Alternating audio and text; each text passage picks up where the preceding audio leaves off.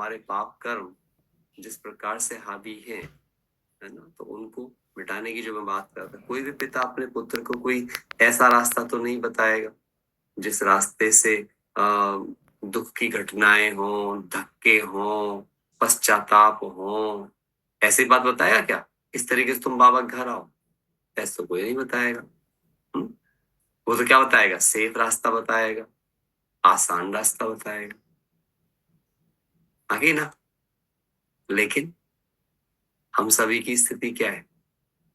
जितने भी दुनिया में धर्म चल रहे हैं, जितने भी तरीके चल रहे हैं, जितने भी सत्संग चल रहे हैं, क्या उनसे कोई अपने को पहुंचा हुआ महसूस कर रहा है कि मैं पहुंच जाऊंगा या पहुंच गया हूं? या केवल एक होप है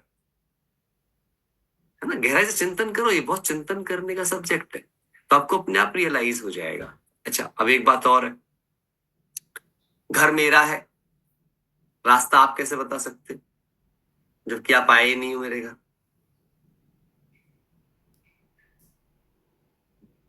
अंदाजा है तो हर कोई एक अंदाजा लगा रहा है, तो जिसका घर है उससे बेहतर कोई रास्ता नहीं बता सकता, है ना? मैं तो कभी कभी इस बात को सोचता भी रहता हूँ, वो जीपीएस की बात आती है ना, तो ऐसी मेरे को जीपीएस में भगवान वाली बात आती है ना, ये गॉड प्रोवाइडिंग सिस्टम, है ना? तो ये केवल भगवान ही उस रास्ते को बता सकता है, क्योंकि उसका घर है, वही बता सकता है कि आसान तरीका क्या है। और उसे बता भी दिया जब मैंने बहुत कुछ समझने का प्रयास किया। कोई मंत्र बता रहा था, कोई पूजा बता रहा था, कोई कहीं के तीर्थों की यात्राएं बता रहा था, कोई बहुत सारे जप तप बता रहा था, कोई कुछ शास्त्रों का अध्ययन बता रहा था। लेकिन बाबा ने आया और एक सिंपल बात कही, बच्चे तू बस अपने को आत्मा समझ, बस इतना काम कर ले, तुझे और कुछ करने की जरूरत ही नहीं है। फिर बस मैं ही याद आऊंगा, मेरे अलावा कुछ याद आएगा ही नहीं। क्यों? कारण हम जैसे होते हैं हमें उसी से कनेक्टेड चीजें याद आती है। ये बहुत सुंदर लाइन है जो मैंने अभी बोली, इस पे चिंतन करना। हम जैसे होते हैं हमें वैसी ही चीजें याद आती हैं। जैसे हम स्वयं होते हैं वैसे ही संगत को ढूंढ लेते हैं। तो जब मैं आत्मा हो जाऊंगा तो मुझे किनकी संगत समझ में आएगी? किसी शरीर की संगत तो समझ में आएगी नहीं। और जब शरीर की संगत समझ में नहीं आएगी तो इसका मतलब प्रकृति के द्वारा जनित किसी भी चीज की संगत समझ में नहीं आएगी। फिर मुझे किसकी संगत समझ में आएगी? या तो आत्माओं की या परमात्मा की। अब सवाल ये आता है कि जब दोनों की संगत समझ में आएगी, दोनों में विकार नहीं है, दोनों ही निर्विकार। आत्मा तभी तो विकार में है ना जब शरीर का आधार में है, जब रोल में। लेकिन जब शरीर के रोल से मुक्त है तब थोड़ी विकार है। तब उसका विकार कैसे हो जाता है? तुरंत ही मर्ज हो जाता है। तभी तो बच्चा जब बचपन में होता है तो बचपन में पैदा होते थोड़ी उसके विकार बलवान होते हैं। आप देखो, जब आत्मा शरीर छोड़ करके दूसरे शरीर में जाती है तो हर बार बच्चे को अबोध कहा जाता है, जबकि आत्मा तो पुरानी वाली आई है ना वहां पे। तब तो उसे विकार और वो सब नहीं कह रहे, तब तो उसकी इच्छाएं उतनी बलवान नहीं हो रही है, माना अब उसकी रुचि मर्ज हो गई है। लेकिन जैसे ही उसके ऑर्गन बड़े होने शुरू होंगे तो उन बड़े ऑर्गन के साथ में उसकी वो वाली एक्टिविटीज बाहर आनी शुरू हो जाएंगी। ये गहरे चिंतन है। आप जब इन चिंतनों को अपने आप में कभी करके देखोगे तो आपको पता चलेगा। ना, तो बाबा क्या कहते हैं? बाबा ही मेरा सच्चा सच्चा मित्र है, उसके साथ मिलना ही मेरा सच्चा सच्चा कुंभ होता है। फिर बाबा ने कहा कि बाबा कौन सा पाठ पढ़ाते हैं जो कोई मनुष्य पढ़ा ही नहीं सकता, क्योंकि वो खुद जैसा है वैसा पाठ पढ़ाता है। वो खुद सदा आत्मा है, वो सदा सत्य है, वो सदा शिव है। और शिव का शब्द का उसने एक ही मतलब बताया है, शुभ और कल्याणकारी। शिव शब्द का एक ही अर्थ क्या है? शुभ और कल्याणकारी, है ना? और तो कुछ है नहीं। और कहां से निकला शव? शिव को। तो अगर ये सारी चीजों को अगर आप गहराई से अध्ययन करोगे तो वो केवल वही सिखा सकता है जैसा वो खुद है। क्योंकि आप जिनकी संगत में होते हो वो आपको अपने जैसा बना सकते हैं। अब जैसे हम परमात्मा की संगत में गए, उससे हमारा मिलना हुआ और उसको पता है कि ये मेरे से दूर होने के कारण ही दुखी हुए हैं, अब इन्हें मेरे से मिलने के लिए मेरे जैसा होना पड़ेगा।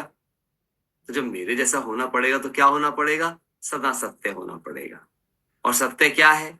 सत्य तो आत्मा ही है। शरीर तो सत्य है नहीं, क्योंकि शरीर तो पल पल बदल रहा है। और जो झूठ की परिभाषा क्या कहती है? जो पल पल बदल रहा है वही तो झूठ है। क्योंकि सत्य तो सनातन है, सत्य तो सदा है। आया ना? समझ में आ रही है बातें? नहीं आ रही है?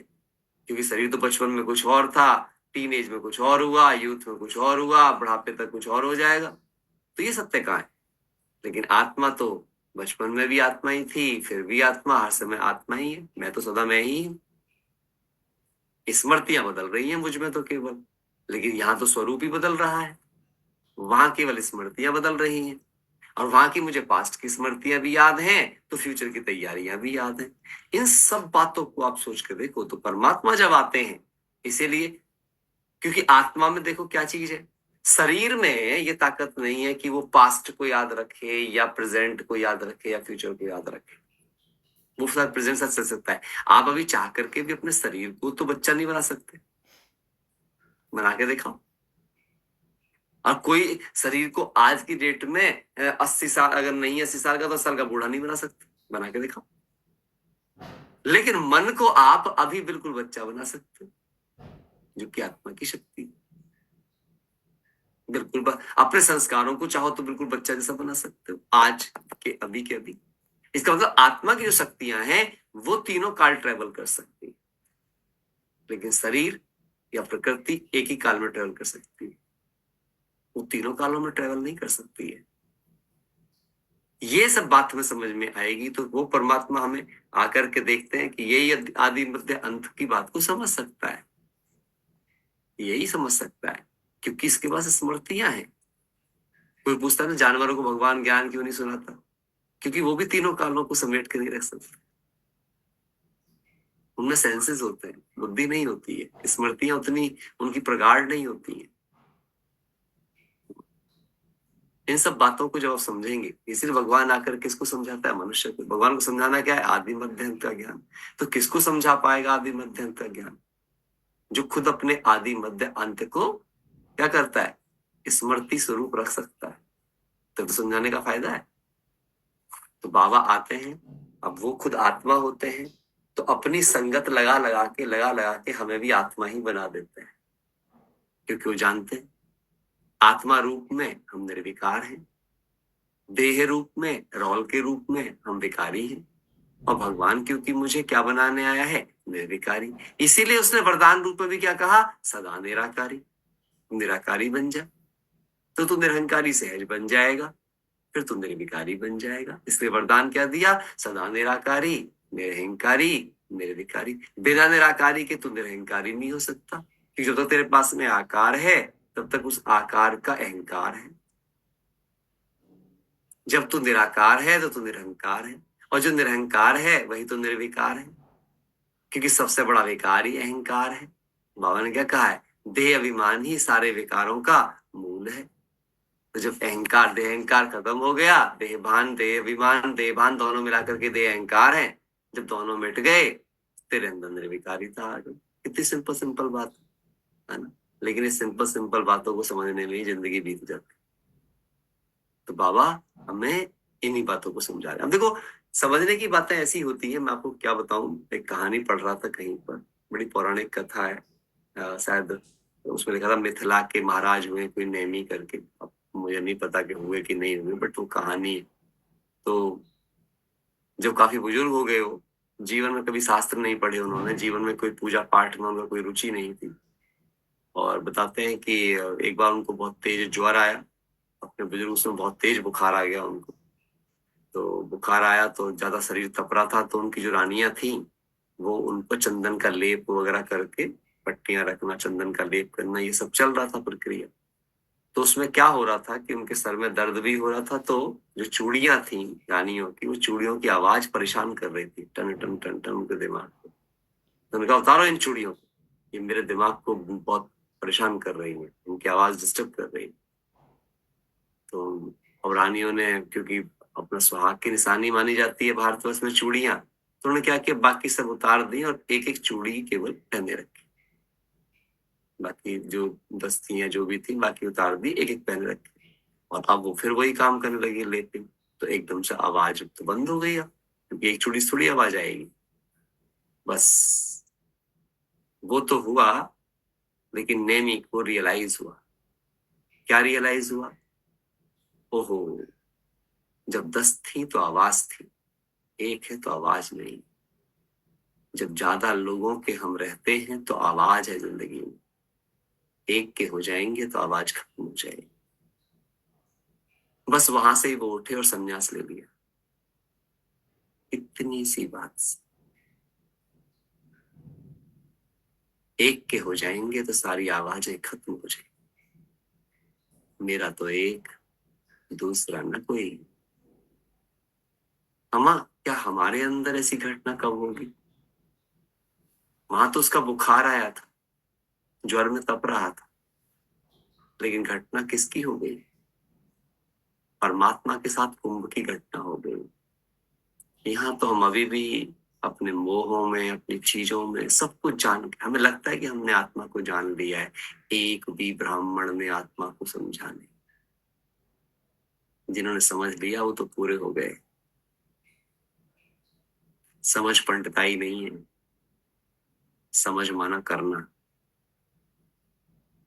इसलिए अपने से पूछो, बार बार मैं आपको सुनाता हूं, आपने आत्मा सुनी है?